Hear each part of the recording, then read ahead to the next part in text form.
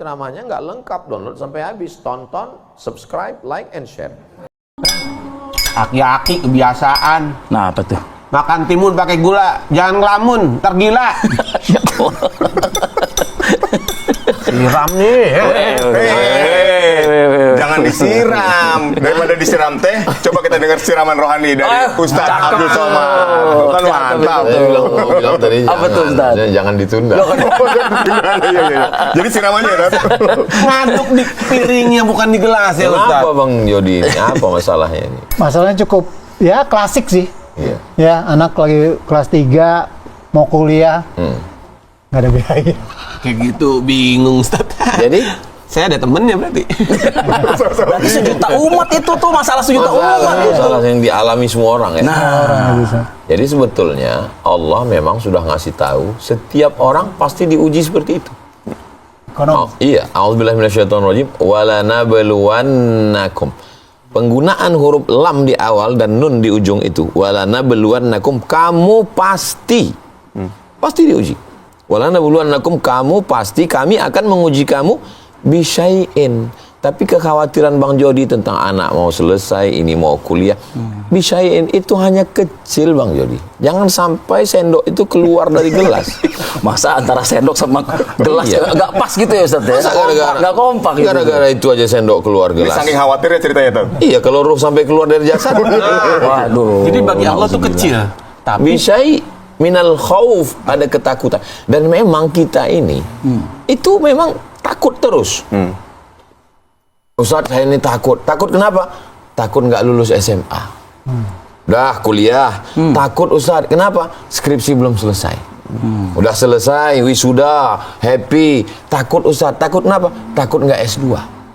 Udah S2, apalagi takut nggak doktor. Sudah doktor, takut nggak kerja. Udah kerja, takut nggak nikah. Udah nikah, takut nggak nikah lagi. Nah, itu ketakutannya udah kayak tersanjung berepisode-episode itu Ustaz ya? Ada terus menerus. Iya. Sudah menikah, takut nggak punya anak. Sudah punya anak, takut anaknya laki-laki semua. Sudah punya anak, takut anaknya nggak bisa jalan.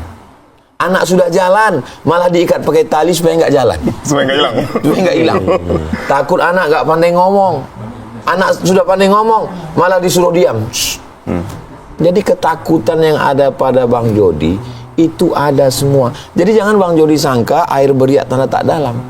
Jangan sangka air ini tenang, justru di dalam itu gejolaknya luar biasa. Cuman ada yang mengungkapkan ketakutannya, ada yang enggak. Bang Jody mengungkapkan ketakutannya, kecemasannya, kegalauannya dengan sendok yang mulai keluar dari koridornya, jalurnya. Untuk keluar dari jalurnya. nah kita harus bagaimana Ustaz? Tapi memang laki-laki ini jarang ngomong memang. Laki-laki itu dia tiba-tiba gila aja. Mohon maaf Bang Jody. Berarti itu udah benar tadi pantun lah. Nah, jadi kan artinya ketakutan ini jadi fitrah manusia. Lalu sebetulnya gimana caranya supaya kita ini ya bisa mengatasi rasa takut itu dengan mendekatkan diri pada Allah gitu, Tat? Sadarkan dulu diri bahwa sebenarnya semua orang takut. Jadi kalau orang merasa dialah yang paling takut, dia makin takut.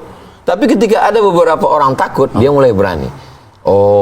Sebenarnya yang takut ini bukan cuma aku.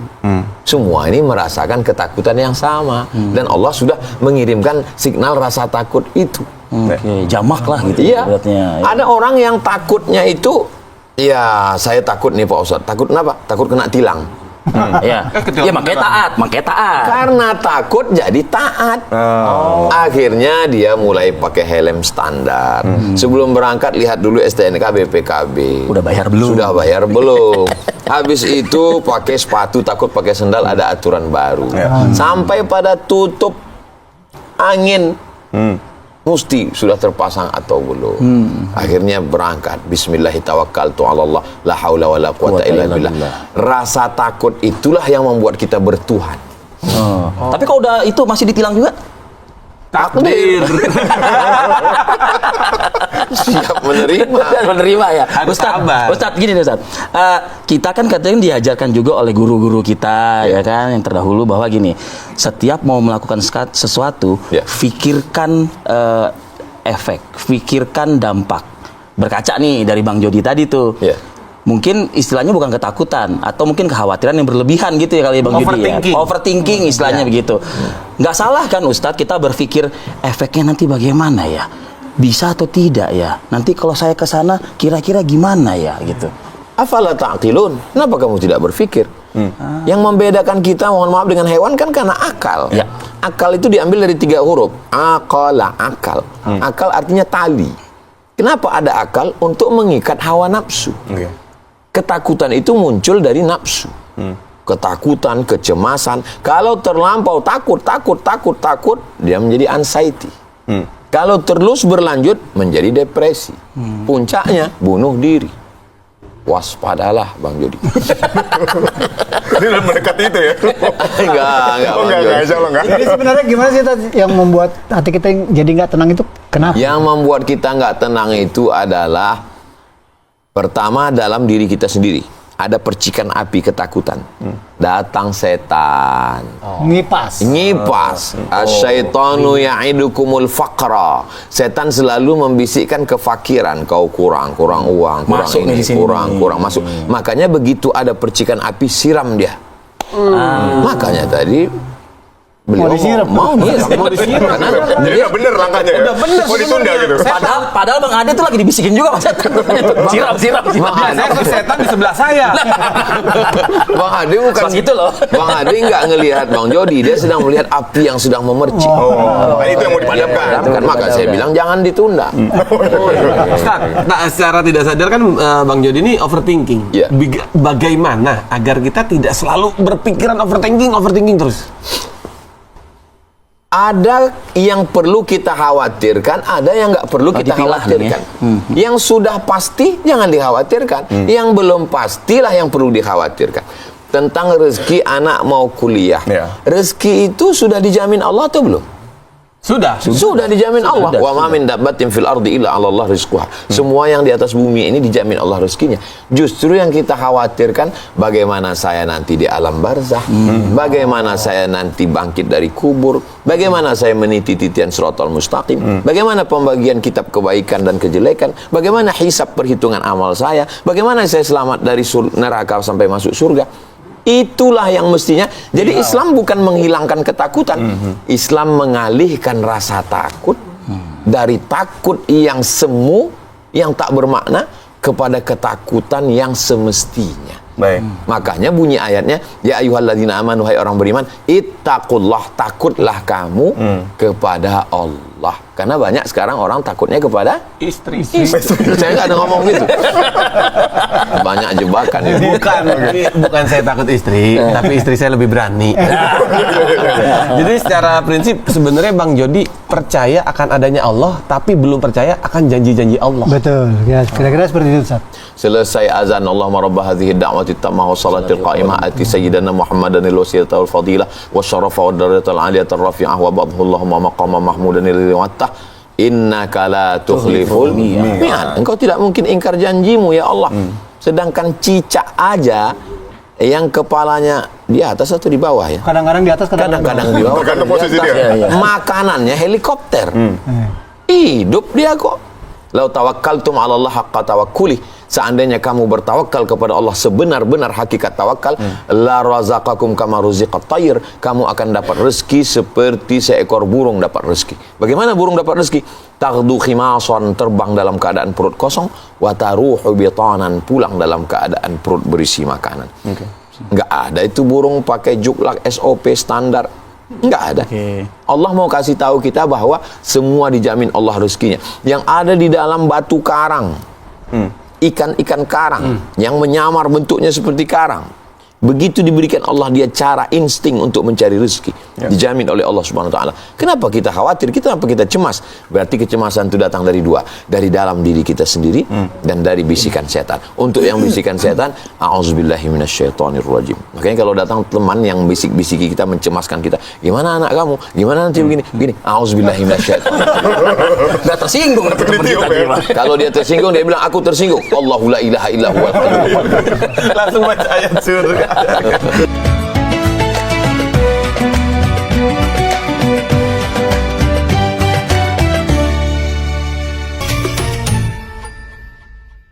رسول الله Kalau misalnya kita sudah mulai tanda-tandanya itu apa itu Ustadz? Tanda-tanda kita sudah mulai overthinking, kita sudah mulai apa ya kali Kang Ade ya? Ketakutan, cemas, insecure gitu ya, mungkin ya. Itu Asam lambung naik, gula darah naik, jantung koroner kumat, emosi nggak stabil, Psikosomatis itu muncul ya. tidur malam susah, pandangan berkunang-kunang. Jadi penyakit-penyakit ini berawal dari pikiran. Pikiran inilah yang akan merusak tubuh kita.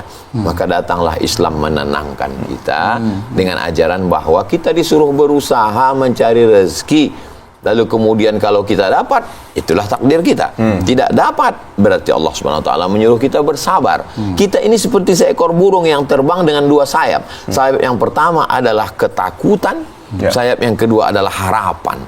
Di balik takut itu ada harapan, ada Allah yang maha besar, ada samudra rezeki yang begitu luas. Maka di antara itulah kita mendekatkan diri kepada Allah Subhanahu wa taala. Nah, ketika harapan dan ketakutan tadi tidak berimbang, artinya kan harapan kita ini banyak nih, tapi ketakutan itu seringkali terbentuk sama realita. Kita lihat realita hidup kita nih, wah ini kayaknya kayak begini nggak bisa nih, nggak dapat uang nih, terus anak besok harus bayaran nih. Walaupun kita percaya bahwa Allah tuh punya janji dan anak punya rezekinya masing-masing. bener banget sama Betul kan? persis.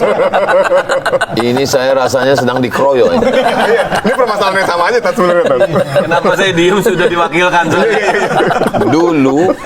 Dulu kalau kita mau melihat penderitaan orang lain, kita mesti ngobrol dulu dengan orang. Sekarang unzur ilaman huwa asfala minka, lihatlah orang yang berada di bawah. Anak kecil bunuh diri hanya karena nggak bisa dapat kertas dan pen. Tulis itu ya. Ini kita masih bisa hidup, masih bisa makan, bisa sekolah. Jadi sebenarnya kita ini bukan kurang rezeki, kurang syukur. Kufur nikmat gitu. Kufur nikmat. Jadi kita memang mesti sering-sering. Kenapa orang yang hatinya keras itu disuruh ngusap kepala anak yatim? Supaya dia melihat ke bawah, jalan-jalan ke mall, jalan-jalan ke gunung, ke danau, keluar kota, bagus. Tapi kalau anak diri kita, keluarga hanya dibuat begitu, nanti dia menjadi orang yang konsumtif. Tapi kalau kita bawa ke tempat panti jompo, anak yatim, panti jompo, kita sedang melihat diri kita 30 tahun akan datang. Bagaimana bentuk kulit kita, seorang laki-laki, istri meninggal, anak tidak ada, sebatang kara, hidup. Itulah diri kita. Jadi mensyukuri nikmat yang ada sekarang, kita tetap berusaha. Yang nama sekolah kan tetap ada standar grade A, B, C. Nggak bisa A, masih ada B. Nggak bisa B, ada C, dan seterusnya. Begitu juga dengan sekolah, dengan itulah pentingnya kita bersosialisasi, berteman, berkawan, bersaudara. Seandainya penduduk di bumi ini sudah tidak ada lagi yang mau mendengar ucapan kita, berarti sebenarnya ada doa kita yang sudah dikabulkan Allah. Doa yang mana? Hasbunallah wa ni'mal wakil, ni'mal maula wa ni'man nasir. Cukuplah hanya Allah saja yang menolong saya. Nah, saat ini kalau doanya ya kalau lagi terdesak aja sih. Jadi kayak ban serep gitu nih saat kita kan doa. Iya. Ini gimana Sat supaya doa itu jadi obat penenang itu gimana Sat? Obat penenang. Tenangkan hati. Jadi obat dia gitu. Gimana Sat? Pikiran dengan hati. Pikiran ini ditenangkan dengan ilmu pengetahuan. Ilmu pengetahuan. Pikniknya lebih jauh dikit. Melihat orang sekitar. Sedangkan hati ini ditenangkan dengan zikir. Memperbanyak zikir. Letak ketenangan itu bukan di mata, bukan di tangan, bukan di kaki. Di mana letak ketenangan? Ala walladzi anzala sakinata, Allah yang menurunkan sakinah. Ketenangan fi qulubil mu'minin, ke dalam hati orang beriman. Bagaimana cara Allah menenangkan? Bagaimana cara memperoleh ketenangan? Ala bizikrillah, dengan banyak berzikir mengingat Allah, tatmainnul qulub, maka hati menjadi tenang. Tasbih, zikir. Tahmid, zikir. Takbir, zikir. Tahlil, zikir. Istighfar, zikir. Solawat, zikir. Solat pun zikir. Tapi zikir bukan solat. Solat itu zikir. Tapi zikir bukan solat. Ini perlu diluruskan. Beda konteks itu ya? Beda. Kalau enggak nanti orang, kamu kok enggak solat? Aku sudah zikir. Nah, jadi dengan itu kita tidak menenangkan diri kita. Kita berusaha ketenangannya datang dari Allah. Kita hanya menyiapkan cawannya. Cawannya hati kita. Bahwa setelah cawannya bersih, Allah yang akan menurunkan sesuai rezeki masing-masing. Ada yang dapat air putih, ada yang dapat teh susu, ada yang dapat kopi, ada yang bandrek, maksudnya silakan diminum. Ustadz nih mengalir aja nih Ustadz nih. Iya. Jadi juga dalam diskusi kita ini kok kayaknya pindah tuh ketakutannya tuh ke sini kayaknya gitu ya. Tapi ini terrelate dengan tadi yang Ustadz sampaikan ada kelas-kelasnya gitu ya Ustadz ya. Iya. Saya itu barusan saya kepikir apakah saya sudah dihantui oleh setan nih misalnya. Jadi gini, ada impian saya pengen memasukkan anak saya itu nanti kuliah gitu kan di tempat yang terbaik gitu Ustaz. Semua orang tua gitu. Iya. Tapi kan memang kan butuh lagi sesuai nggak dengan kepintaran kemampuan anak, ekonomi juga begitu, ya kan? Nah, ini udah mulai nggak nih tanda-tanda? Ada Sudah mulai nggak nih gitu? Ada orang sampai kehilangan selera makan, sampai bad mood, sampai nggak bisa tidur, memikirkan kuliah anak. Pas ditanya, anaknya sekarang masih TK. Kok Ustaz tahu ya Ustaz? Aduh, kayaknya bisa membaca nih ya, Ustaz. Jauh banget ya. Ini kecemasan, ini bukan takut. Ini sudah mulai Pikun. antara anxiety dengan depresi. Mencemaskan sesuatu yang Yang masih lama. Waktunya. masih lama. kamu kok diam dari tadi? Tapi jujur betul itu Ustaz. Kamu kok diam dari tadi? Saya cemas jodoh Pak Ustaz. Tapi kamu sudah menikah, jodoh anak saya. Oh. Anaknya masih kelas 1 SD. Udah mikirin jodoh anaknya. Jadi kita ini sebenarnya membebani pikiran kita lebih dari kadar kemampuannya. Nah, ini yang membuat pikiran kita ini bisa hancur, berkeping, jatuh seperti kaca terhempas ke batu. Jadi kita jaga pikiran kita. Menjaga fisik, menjaga badan, banyak iklannya. Tapi menjaga pikiran, Nah, ini yang sulit. aneh. Makanya kita pikirkan, man asbaha minkum, siapa yang di waktu paginya dia mu'afan fi jasadihi, badannya sehat, Oke. aminan fi sirbihi, hatinya sehat, wa indahu qutu yaumihi, ada yang dimakan, badan sehat, hati sehat, ada makanan, faka'annama hizat lahu dunya bihadzafiriha, maka dialah pemilik dunia beserta isi. Kita tidak menikmati hari ini karena terlalu sibuk memikirkan masa lalu, terlalu larut dalam kesedihan masa lampau yang tidak bisa dijemput, dan terlalu mengkhawatirkan masa depan, akhirnya kita tidak menikmati masa kita. Sampai-sampai buah ini pun disangka plastik. Nggak ada kita makan ya. Padahal bisa dimakan. Kenapa? Karena kita terlalu memikirkan masa lampau, terlalu disedihkan, dan masa depan terlalu dikhawatirkan. Nah, Ustaz. Nah tadi, yang menarik gini, ketika Ustadz katakan soal zikir, Ustadz, zikir itu dapat menenangkan hati. Nah, ada orang yang sudah jadi ahli zikir nih. Tadi zikir juga, sholat adalah bagian dari zikir. Itu sudah dilakukan. Tapi hatinya tetap nggak tenang. Apa ada yang salah dengan zikirnya, Tet? Kebanyakan yang nanya ini biasanya belum berzikir. Jujur, tadi saya udah jujur nih. Dia hanya menduga-duga bahwa orang yang udah berzikir itu nggak tenang. Padahal orang yang udah berzikir itu baru dikit aja udah tenang. Orang Barat, orang Eropa, rumah mewah, mobil mahal, duit ada, nggak bisa tidur malam. Orang kita baru ngelihat khotib duduk di mimbar sudah hari Jumat itu coba tengok semuanya mengamalkan ilmu padi. Ciri-ciri orang yang tenang. Tenang. Makanya saya belum pernah di dalam pengajian di Masjid Surau Langgar Musola marah ke jamaah karena dia tertidur. Berarti dia ngajinya sudah masuk ke hati. Sudah tenang. Dia level zikir yang sudah menenangkan. Saya nanya ke salah seorang sahabat mu'alaf, apa yang kamu rasakan setelah bersyahadat? Satu, Ustaz, ketenangan. Kita ini sebetulnya tenang, cuman nggak merasa tenang. Kalau dibandingkan orang yang nggak pernah tenang. Dan saya melihat dari tatapan wajah ini adalah orang-orang yang tenang dan nggak punya utang kelihatan. Amin. Dari bunyi aminnya banyak utang. Semakin kenceng aminnya jadi banyak utang.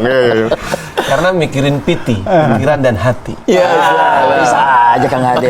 Jadi apa tuh Kang Ade tadi itu? Jadi sebenarnya pertanyaan saya juga sama, tapi namun gini Ustaz, biasanya ketakutan itu karena mereka punya trauma sebelumnya. Nah, sebenarnya yang ditakutkan mereka adalah bukan ketakutan yang akan dilakukan masa depan, tapi trauma yang pernah terjadi, Ustaz. Nah, agar bisa menghilangkan trauma itu, selain zikir, ada cara lain nggak, Ustaz? Trauma itu kan salah satu penyakit jiwa. Oh, penyakit jiwa berarti gila Pak Ustaz? Enggak. Suatu penyakit yang terkait dengan kejiwaan, sesuatu yang tidak kelihatan. Bahwa orang pernah kulitnya luka, sakit, berarti sakit fisik. Sakit jiwa ini luka masa lalu. Maka lukanya itu disembuhkan dulu. bahwa setiap orang ada cobaannya, setiap cobaan ini ada orangnya. Nggak ada di dunia ini orang yang nggak pernah mengalami cobaan. Ya. Orang yang paling mulia, Sayyidul Awwalina wal Akhirin, pemimpinnya Nabi dan Rasul Nabi Muhammad SAW, lahir ke atas dunia, ayahnya meninggal. Ya.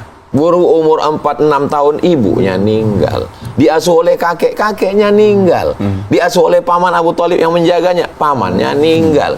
Istri tempat curhatnya, yang menolongnya, yang menyelimutinya, yang membahagiakannya, Khadijah meninggal. Ya. Pergi ke Taif, orang Taif melempar dengan batu. Kenapa Nabi nggak trauma?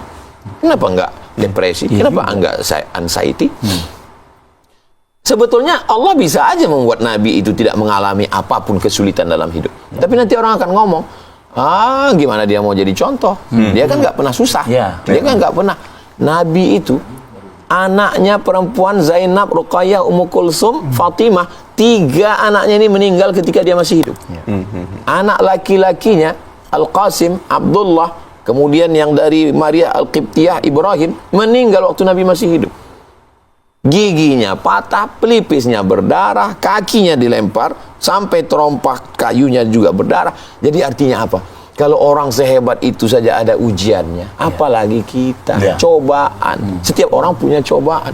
Iya Pak Ustaz, tapi cobaannya kok segede ini? Ya namanya cobaan habis-habis gitu. Kalau kecil namanya cobain. Cobain ya.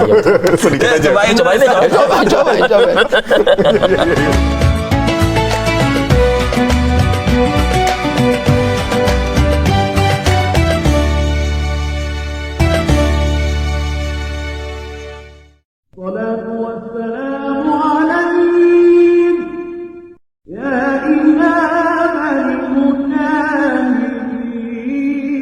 Jadi supaya kita tetap bisa tenang gitu,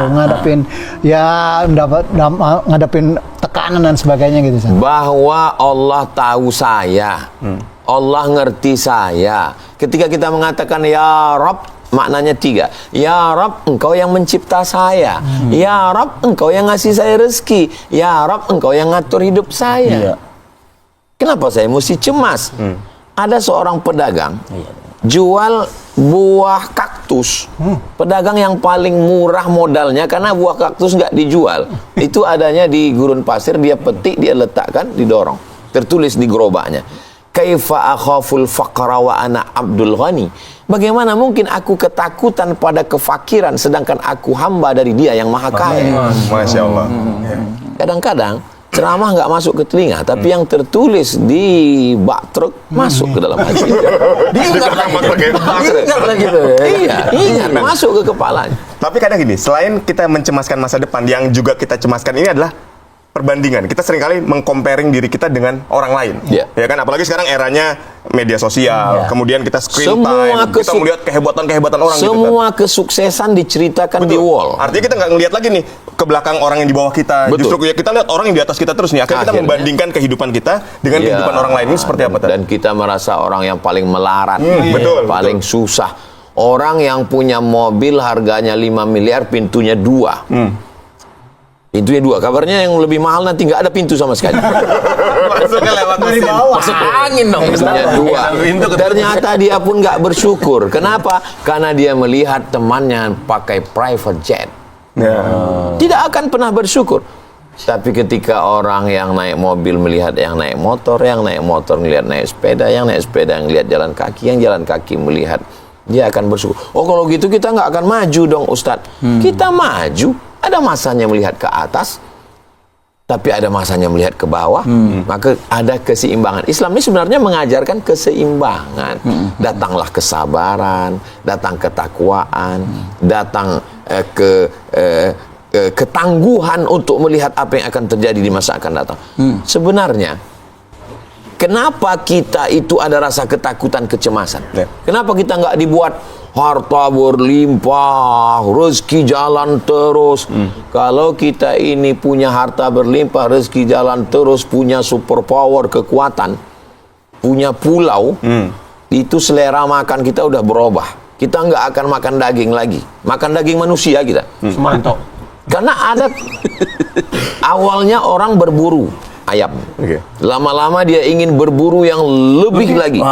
Akhirnya pergi ke Afrika berburu Rusa. Bukan rusa lagi, berburu singa. Singa. Akhirnya dia ingin lagi. Maka dia mulai membayar orang, disuruh lari ke hutan berburu orang. Karena nggak ada kepuasan. Penyakit kejiwaan. Maka kalau kita dibuat Allah ada masanya sakit, ada masanya susah, ada masanya bangkrut. Itu sebenarnya untuk menjaga kestabilan kita. Ada orang buat percobaan tentang istana tikus. Dibuat tikus di dalam satu ruangan, nyaman, tentram, adem, ayem, makan tersedia. Akhirnya apa yang terjadi? Akhirnya tikus itu beranak pinak banyak dan kemudian saling berperang. Tikus kok perang Pak Ustadz?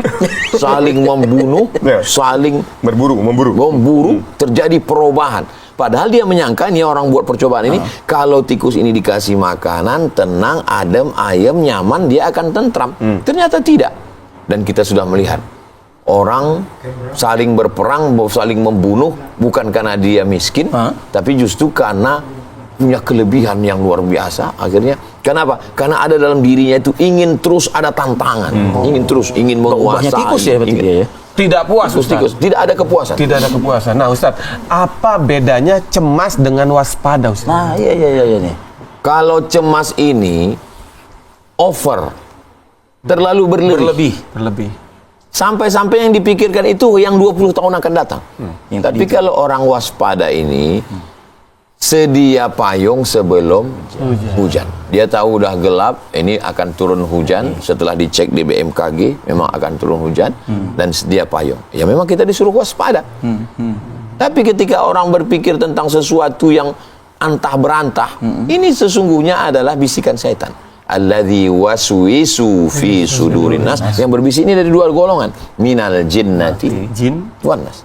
dan setan.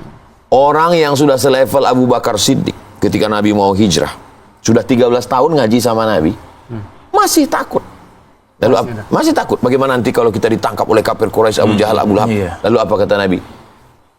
La tahzan, innallaha ma'ana. Jadi judul buku. La tahzan, don't be sad. Jangan bersedih. Jangan bersedih. Allah bersama kita. Jadi ada memang teman yang takut. Teman yang takut itu kita beri kesadaran, kita bangkitkan semangatnya. Tapi ada jenis teman yang kedua, dia bukan takut aja, nakut-nakutin kita. Kayak gimana, Ustaz? Kalau sahabatnya Nabi Musa, Bani Israel. Oh, Bani Israel. Ketika mereka menyeberang Laut Merah, akan menuju Palestina, apa kata mereka di belakang? Inna lamudrakun, Musa, kita akan tertangkap. Itu pasukan Fir'aun sudah mengejar dengan bala tentaranya, kita akan tertangkap. Apa kata Nabi Musa? Kalla, tidak. Inna ma'iya rabbi sayahdin, bersamaku ada Tuhan. Coba lihat pesan Nabi Muhammad dengan pesan Nabi Musa. Nabi Muhammad mengatakan innallaha ma'ana, Allah bersama kita. Sama kita. Kalau abang takut, Allah bersama kita. Tapi kalau ada orang nakut-nakuti kita, Allah bersamaku. Sedangkan kamu bersama setan. Boleh dong kita berarti menjadikan itu sebagai apa ya? Sebagai modal buat diri kita akan ketakutan dan kekhawatiran yang akan terjadi di depan itu. Istilahnya kan begini, Allah kan tidak akan memberikan ujian kepada umatnya melebihi dari kemampuan. La yukallifullahu nafsan illa wus'aha. Allah tidak memberikan beban lebih dari kepada kemampuan kita. Nah, itu. Kenapa ini berat sekali Pak Ustaz? Berarti menurut ilmu Allah kita mampu. Iya, tapi ini berat sekali karena balasannya surga. Kalau ujian itu ringan ya balasannya surga rame nanti. Rantang. Kipas angin. Ustaz, berarti kalau saya berprinsip gini, kalau kita sedang diuji atau kita berpikir bahwa Allah sedang mau mengangkat derajat kita. Dan ujian itu pun yang Abang bilang tadi tidak melebihi kemampuan kita. Kalaupun ujiannya berat, berarti Allah sudah tahu bahwa kita mampu. Makanya ada tulisan, harap tenang, ada ujian. Tetaplah tenang walaupun kita ada serius tadi. Benar kan Ustaz ya? Betul. Sebetulnya Allah itu tahu atau nggak tahu? Tahu. Allah Maha tahu. Karena kalau Allah nggak tahu, mustahil Allah jahil. Allah tahu. Lalu untuk apa dia uji kita? Untuk menyadarkan kita kita ngukur diri, aku ini layak atau enggak. Oh, Allah tahu. Lagi di Kita sedang mengetahui, menyadarkan diri kita, aku ini sebetulnya layak atau enggak layak. Lagi di screening tuh berarti itu. Kita sedang Nah, fit and proper. Layak atau Untuk tidak masuk gitu, betul. Sampai akhirnya kita berkata, insya Allah la haula wala quwata illa billah. Aku sebenarnya nggak ada kekuatan waktu menghadapi ujian itu kemarin ya Allah. Kalau bukan karena kemampuan dari Engkau, akhirnya aku melewatinya. Masalah hati, karena di dalam diri kita ini ada panglimanya. Ala fil jasadi mudghah, ketahuilah di dalam jasad fisik tubuh ini ada satu gumpal, ada satu kepal. Karena memang sebesar tangan Bang Jody. Letaknya di sebelah kiri berdegup dan berdetak. Coba rasakan Bang Jody. Saya ada Jantung. Saya ada pasang ring, Sat. Jadi pasang ring, suratnya nanti banyak nih. Insya Allah saya. Ring saya 3, Sat. Iya. Berapa banyak orang yang sudah dipasang dikasih tahu kamu umur tinggal 3 bulan lagi. Yang masang mati duluan Bang. Jadi kalaulah hidup itu karena sehat, kenapa ada orang mati habis jogging? betul. Kalau hidup itu karena Lagi olahraga, iya. iya. Kalau hidup itu karena usia, kenapa ada anak muda meninggal, yang tua malah nggak mati-mati? Iya. Jadi sebenarnya hidup ini alladzi khalaqal mauta, Allah yang menciptakan mati. Rahasia. Wal hayata, Allah menciptakan hidup. Kenapa kita sampai subuh, sampai menjelang imsak ini masih hidup?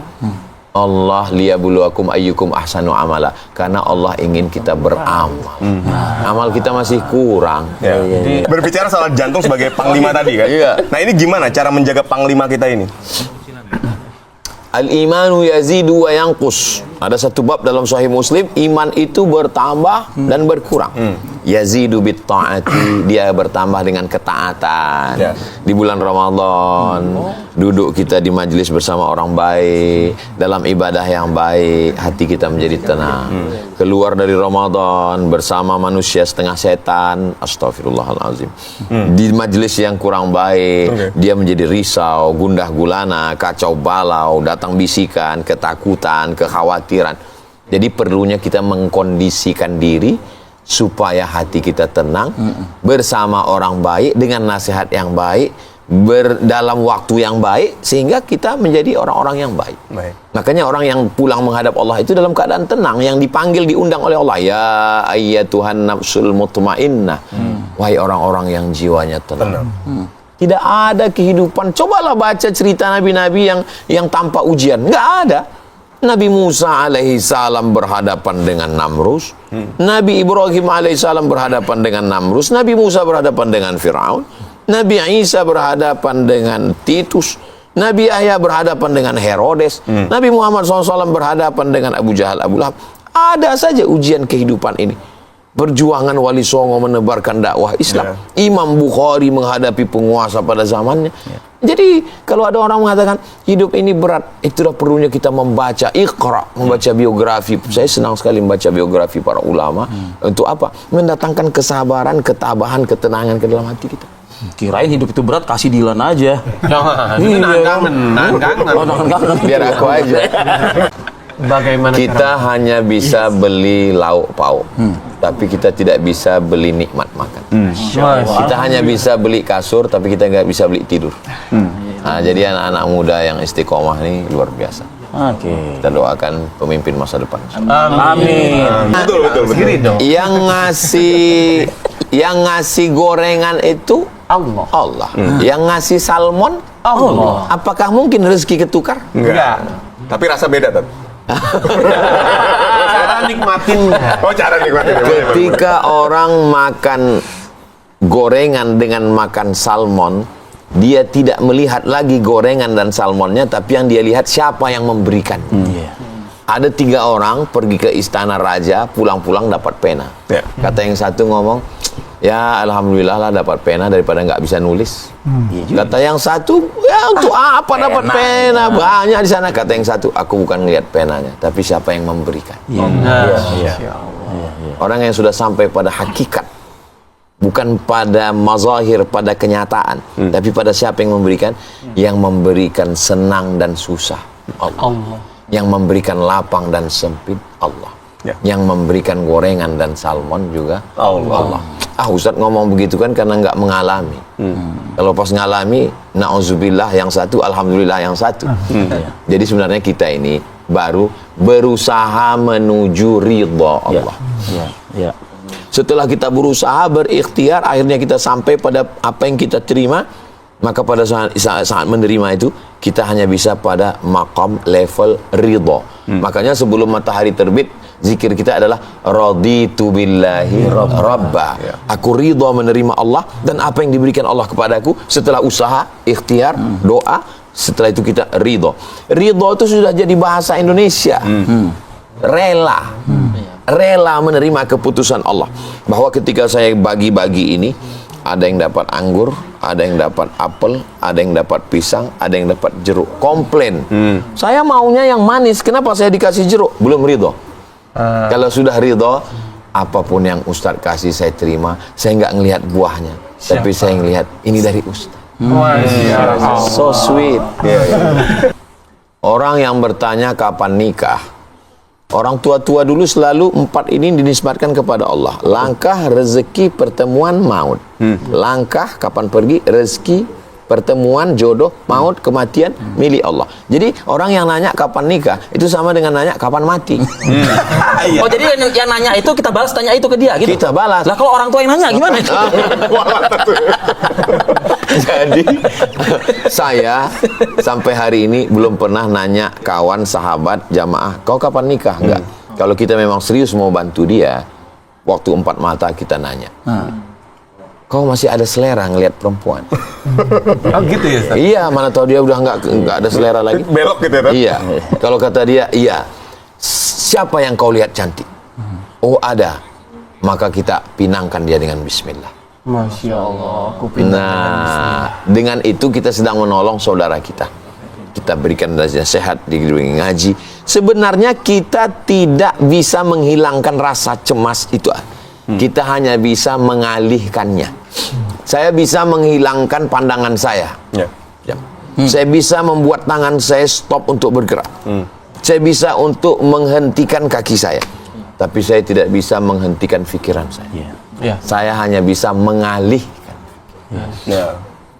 Makanya orang berusaha untuk mengalihkan pikiran. Amati nafas Anda. Tarik ke dalam. Itu yang bisa kita kontrol. Tarik ke dalam. Hembus. Sebenarnya sedang mengalihkan konsentrasi.